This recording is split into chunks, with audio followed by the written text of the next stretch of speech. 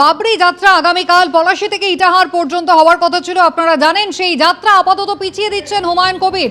পরীক্ষার্থীদের অসুবিধে হবে, পরীক্ষা চলছে, আপনারা জানেন মাধ্যমিক পরীক্ষা চলছে, উচ্চ মাধ্যমিক কাল থেকে শুরু হবে।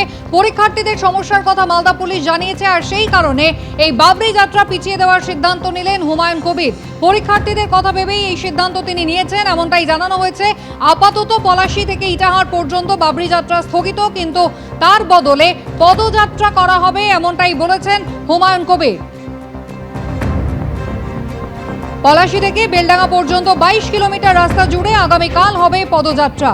পলাশী থেকে ইটাহার অর্থাৎ দক্ষিণবঙ্গ থেকে উত্তরবঙ্গ পর্যন্ত যে বাবরি যাত্রার কর্মসূচি 100 কিলোমিটার নিয়েছিলেন হুমায়ুন কবির, আপাতত পরীক্ষার্থীদের সমস্যা হবে মালদা পুলিশের পক্ষ থেকে জানানো হয়েছে, আর সেই কারণে এই কর্মসূচি তিনি পিছিয়ে দিচ্ছেন।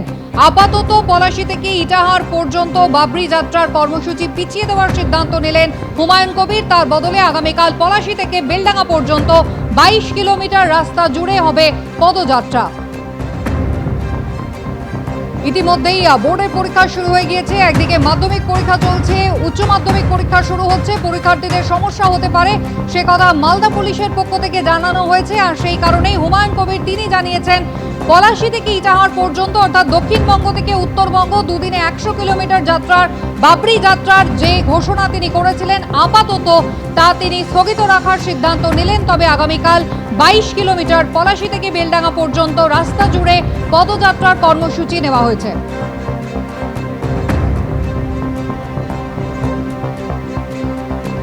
যে বড় খবরে আমরা নজর রেখেছি, পলাশী থেকে ইটাহার পর্যন্ত বাবরি যাত্রার কর্মসূচি হুমায়ুন কবির পিছিয়ে দিলেন। আজ থেকে বাবরি মসজিদের নির্মাণ শুরু হয়েছে, আর আগামীকাল তার ঘোষিত কর্মসূচি ছিল বাবরি যাত্রা তিনি শুরু করতে চলেছেন। দক্ষিণবঙ্গ থেকে উত্তরবঙ্গ 100 কিলোমিটার কভার করবেন, এমনটাই জানা যাচ্ছিল। তবে পরীক্ষার্থীদের অসুবিধে হতে পারে মালদা পুলিশের পক্ষ থেকে জানানো হয়েছে, আর তাই হুমায়ুন কবির আপাতত তার এই বাবরি যাত্রার কর্মসূচি স্থগিত করছেন। তবে আগামীকাল 22 কিলোমিটার পলাশী থেকে বেলডাঙ্গা পর্যন্ত রাস্তা জুড়ে পদযাত্রার কর্মসূচি নিয়েছেন।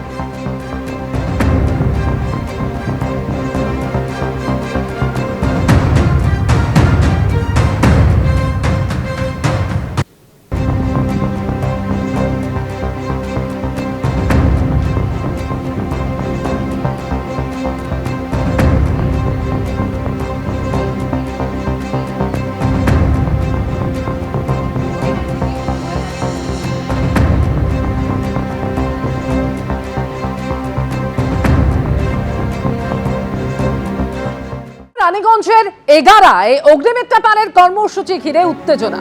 পাড়ায় পাড়ায় দিদি ভাই কর্মসূচি চলাকালীন বিজেপি বিধায়ককে ঘিরে গো ব্যাক স্লোগান দেওয়া হয়। বিধায়কের সামনেই তৃণমূল এবং বিজেপি কর্মী সমর্থকদের মধ্যে হাতাহাতিও শুরু হয়ে যায়, সেই ছবি দেখছেন এই মুহূর্তে।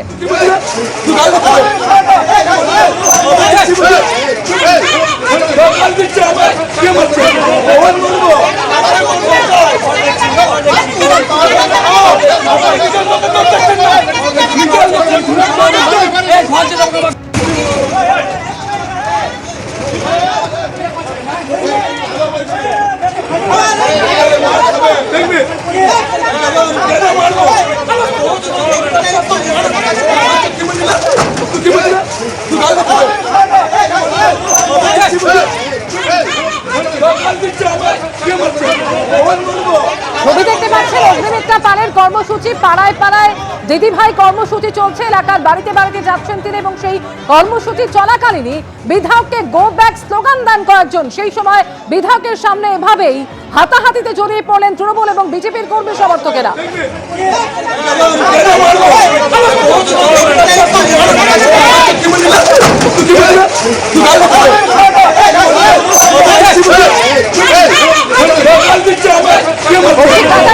টেলিফোনে রয়েছেন আমাদের সঙ্গে কৌশিক। গো ব্যাক স্লোগান দেওয়াকে কেন্দ্র করেই এই উত্তেজনা, কি কারণে এভাবে হাতাহাতিতে জড়িয়ে পড়ল দুপক্ষ?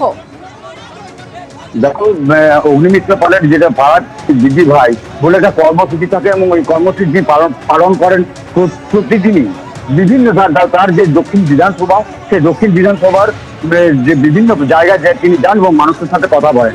আজ তিনি গেছিলেন রানীগঞ্জের এগারাতে, সেখানে যেয়ে পরে তিনি মানুষের সঙ্গে যখন কথা বলতে যাচ্ছেন, সেই সময় তৃণমূলের কয়েকজন কর্মী সমর্থক তারা এসে পরে জোরদার স্লোগান দেয়, মমতা ব্যানার্জি জিন্দাবাদ, অভিষেক ব্যানার্জি জিন্দাবাদ স্লোগান দিতে শুরু করে।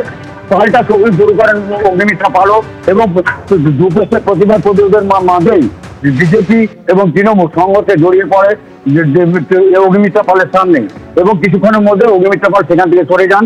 যদিও তৃণমূলের যেটা দাবি যে অগ্নিমিত্রা পালকে 5 বছর দেখা যায়নি ওই এলাকায় এবং তিনি সেই কারণেই সাধারণ মানুষের যে ক্ষোভ সেই ক্ষোভের বই প্রকাশ ঘটেছে এবং অগ্নিমিত্রা পাল যেটা দাবি করছেন যে তাকে দেখলেই তৃণমূল ভয় পাচ্ছে এবং সেই কারণেই তারা চাইছে না অগ্নিমিত্রা পাল কোথাও গরু। ধন্যবাদ কৌশিক।